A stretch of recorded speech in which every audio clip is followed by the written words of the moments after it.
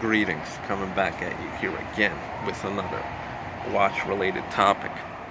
Today I'm going to be discussing my new Oris day date automatic watch right here. And this is the first rectangular or square, if you want to consider it. I don't consider it square shaped because square shaped to me is a little bit wider, like let's say the Tag Heuer Monaco. This to me is sort of a rectangular shape because it's a bit longer than wider. Okay, now first let's get into the price, and then I'll give you the reference number and the movement number and all that stuff. Price wise, this goes for around $600 new on the gray market. Okay, I got it off of eBay for $250. Like always, I seem to have the best luck with bargains on eBay. It's fascinating, but that's how it is. Okay, and this watch is actually pretty rare. It's kind of sold out in a lot of gray market retailers, and even on eBay a majority of them are from Japan or some Asian countries. Okay, and they go for like $480, $450 used in relatively worse condition than mine is. Okay, now this is the first square or rectangular shaped watch in my entire collection. It's a day date, which is what I love. Automatic, which is nice. Let me tell you guys the reference number here. This is a 7538 reference number. The movement number on it, I think, is 5. It's really tiny letters here. Numbers, I should say. 585 or 583. I think that's a 585 movement in this, with a clear display back here with the red Oris high mech rotor. This is resistant to 30 meters, all stainless steel, front sapphire crystal, signed crown, signed things on the butterfly bracelet, which I dislike. I absolutely hate butterfly bracelets. They're a pain in the ass. Some people say they're more comfortable, but for me it's like sometimes you press these buttons and one side gets kind of stuck and the other side opens, and then you have to kind of keep pushing on it and pulling on it, and it's just so annoying. I like the regular type of, sort of Rolex bracelet, snap style bracelets. That's kind of what I like, even though a lot of manufacturers are moving towards the butterfly. Even my Hamilton Jazzmaster has a butterfly opening. And one thing that I dislike about this watch is that the printing here, I don't know if you can see that, it says Oris, it says Oris here, it's signed Oris. It's not really stamped in the metal, it's not engraved in the metal, it's not etched or cut into the metal. It's sort of like laser printed, like just printed on there with what appears to be sort of like ink that doesn't wear off. Like it's to me it's very cheaply done on that side. I really dislike that. For a watch that retails for around $600, like they couldn't like do it nicely. They had to cut corners here on a Swiss piece. That kind of pisses me off. But other than that, the bracelet is nice, it's sturdy, I have no complaints there. It's a 22 millimeter bandwidth, so if you're looking for straps, this would actually look a lot better on a strap, in my opinion, than on a bracelet. Okay, but for now I'm just gonna deal with the bracelet. I'll get a strap sooner or later because I don't have any 22 millimeter straps. I have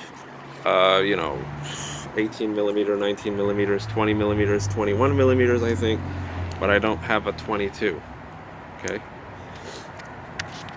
wrist presence is very nice. It pops out even from a distance. Okay, the lume on this, it does have lume. It doesn't have lume on the numbers. This is Arabic numerals here. It doesn't have lume there, but it does have lume on the hour hand and the minute hand, and it is actually pretty bright. You could even kind of see it glowing in the daylight, like sort of a neon green, which is nice. It has a very interesting face on this watch. I forgot what it's called. It's some French pompous French name for these sort of dials. It's sort of a wavy, ripply texture. Rebouché, Gribouché, Gouly Bouché, whatever the fuck it is in French, people. But it's very nice. You see, it catches the light in very interesting ways, and it has sort of not a sunburst dial effect, but kind of like how should I say, star emitting rays of light. I don't know, that's the best way I could describe it. Very nice on that part. The numerals are very nicely done. You know, all of them are unique. Like the 1 in 1 o'clock is significantly different from the 1 in 12 o'clock. The 2 in 12 o'clock is significantly different than the 2 in 2 o'clock.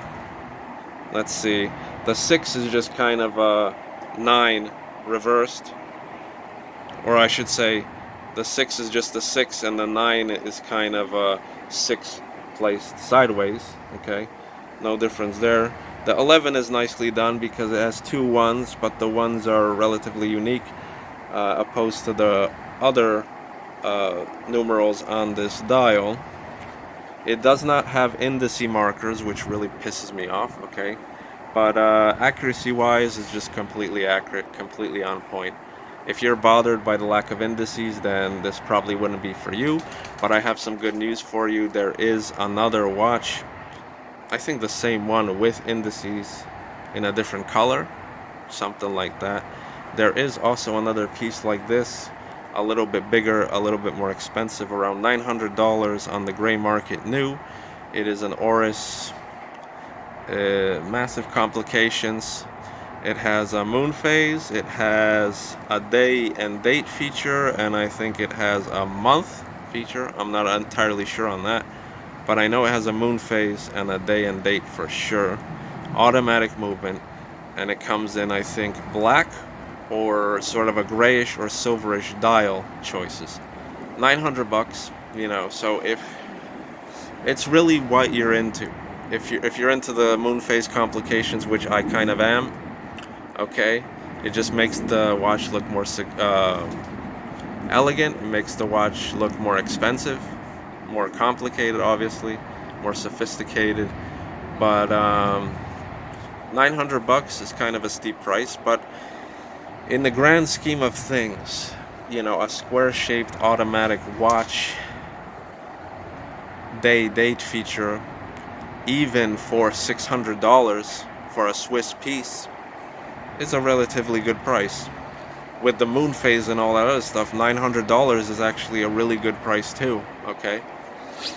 Would I pay $600 for this watch though? Would I get it brand new? That's tricky. That's tricky. If it came with a nice strap, I probably would. But this bracelet, like I said, it's comfortable, it's nice, but it's butterfly and it's just kind of, it makes the watch look kind of mediocre, to be honest. If it came on a nice strap, I would consider that kind of money. But on the even though metal bracelets are considered to be more expensive than leather straps all the time, but yeah, it's just, it's difficult for me to say. Would I buy it for $600? Maybe if it had a nice strap, I'd buy it for like $550. But since I got this for $250, you know, used but in pristine condition, basically, I can't complain at all. With the original metal bracelet, if I were ever to resale prices aren't too bad either. On eBay, like I said, I struck a bargain because these watches go for around $550, $580, you know, from foreign countries, usually Japan, for that type of money used. So, can't complain. I like it. My first rectangular square watch. It's nice for what it is. I like it. Recommended. Definitely recommended if you're looking for a square or rectangular piece, Swiss piece, automatic piece, and you like the Cartier tank, but you don't want to spend that type of money on that type of watch.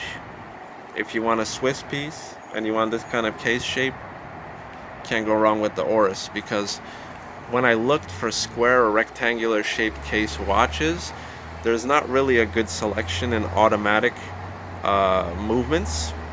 Oris seems to actually really dominate the market on that. But I think Maurice Lacroix, or however you pronounce that brand name, and Frédéric Constant makes rectangular pieces, automatic as well, with moon phases and such. And let me see if I could think of another brand. The Hamilton actually has the Hamilton Ventura, worn by Elvis Presley, but that's a completely different shape. That's a triangular watch instead of a rectangular watch. Can't really think of any others from the top of my head, but I like it. It has fantastic wrist presence. It pops out even from a distance, you know. It's a lot more in your face, and it pops out a lot more than a circular watch on the wrist, for sure. And some people say that you shouldn't buy rectangular or square watches if you have small wrists, but I have small wrists and it looks actually really nice, because to me it actually makes my wrist appear larger or wider than it actually is, and it gives that pop. You know, it doesn't make my wrist look small per se. It just it looks nice. Very visible in all lightings. It has Lume. Like I said, if you're bothered by the lack of indices, then it's not for you. But otherwise, it gets a thumbs up from me. Not like a super massive thumbs up, but it gets a thumbs up. And I have to wear it for a while longer to give you guys my complete opinion on it. Maybe I'll do a re-review or I'll just look into it again and see how I feel about it, like a month or 2 months or like a year down the line, whatever it is. I'll probably make another follow-up video to tell you guys how much I enjoy it. Anyway, guys, that's it. Take it easy.